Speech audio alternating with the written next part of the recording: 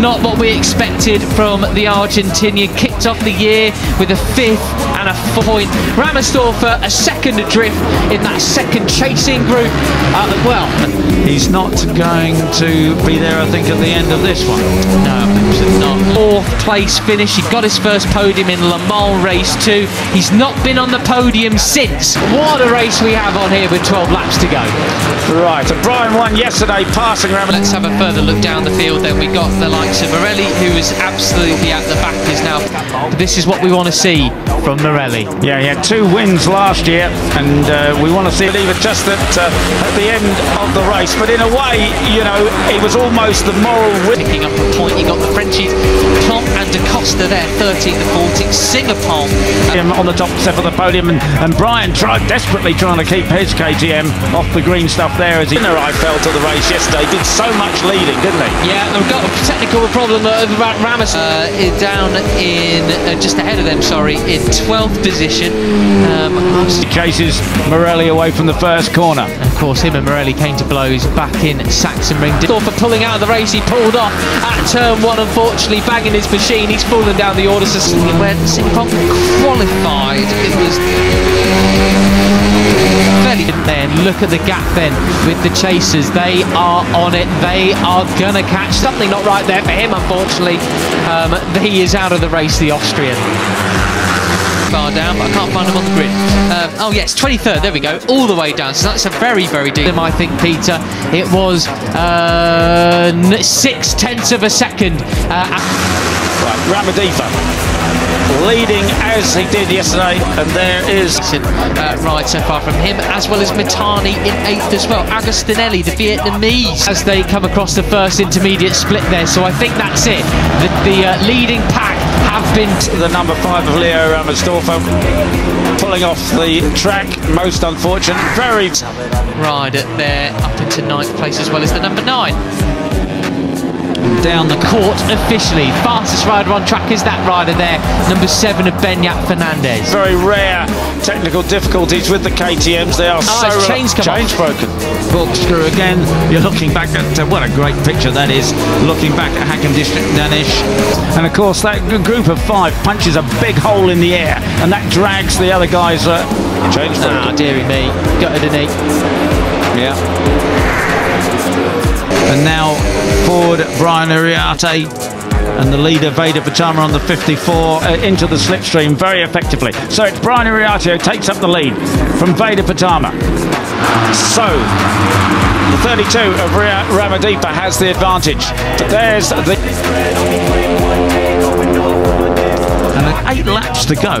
We're not so heavy on the brakes, and it's really steep downhill into turn 4 there. You can see the rear wheel of the yellow helmet of Gonzalez up the inside. Can't push in, can't push in.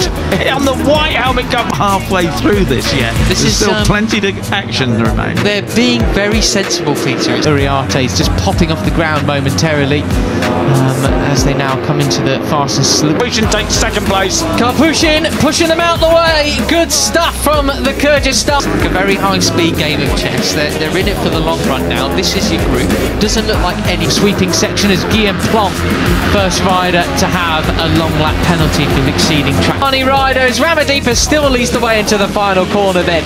Look at this enormous leading group P. Then they're going to really drop off. Pugliesi's made that step up to be a consistent podium contender. Guns Limits, he's in 20th spot at the moment. That'll move him down, likely to last. It's Rookies Cup in its most classic form. It is, isn't it? Gonzalez clearly knows his place very, very well. I'm going to have a look at what he was up to last. Right, and as you were talking about, you know, using up your tyres too much, these Pirellis are really superb. Totally different race today. Ramadipa, as we say, the confidence that he got from that superb last weekend. And the point is, I think all 5 of them know that they do drop off. The performance does fade away slightly, but it's very, very predictable. So they got right into 2nd place yesterday. He slots in behind Karpushin. Karpushin has bounced back. Need the slipstream here. Veda's tried to run away with it and couldn't, and they know that guys can feel what's happening, and usually doesn't give them any nasty surprises. With the confidence that he has taking pole position, erasing the disappointment from yesterday.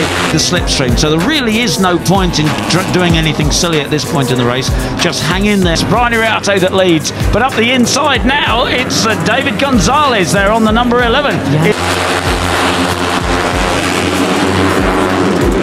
Well then, down there. You've got 7 laps to go and a couple of corners, and then sort it out over the last couple of laps. Into second place. I think I saw Christian Daniel pushing Marco Morelli rather wide there in towards the penultimate. Through the Omega curve they come. Seen plenty of drama over the last 24 hours.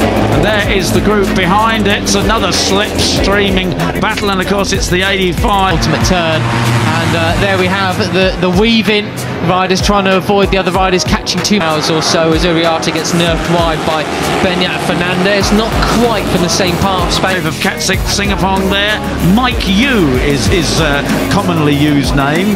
That's much of a slipstream. Morelli up the inside of Daniel again, just slots it there, goes a little bit wide onto the green there. One from Santander, one from the Basque Country, almost neighbours basically. It's a lot easier than saying Katsik Singapong.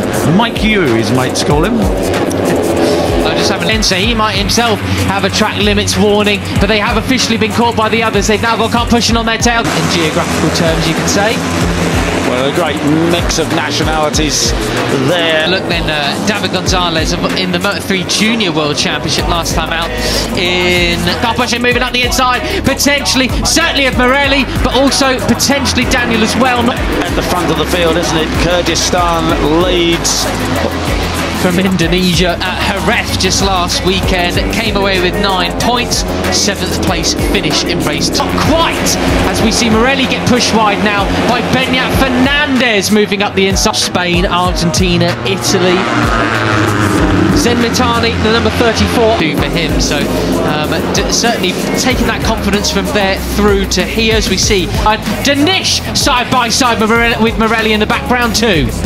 So Iriarte up into 9th place now, as Pratama was the one who got really pushed back in the latest big shuffle. Singapore up there ahead of Marco Morelli then, so this is... He leads from Gonzalez. I wonder now if Gonzalez has got with the fellow...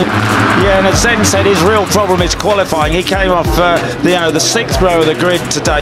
The battles for 12th and 13th, so Morelli's found his feet a little bit, hasn't he? What? From 16th, and he said it's just very hard when you come from the back like that. But he's Spanish. Well, if the 2 Spanish can make a break for it, they've got the slightest advantage over Veda. What was he doing last time out? Last lap around a 2:03. But it's ridiculous. You know, Marco Morelli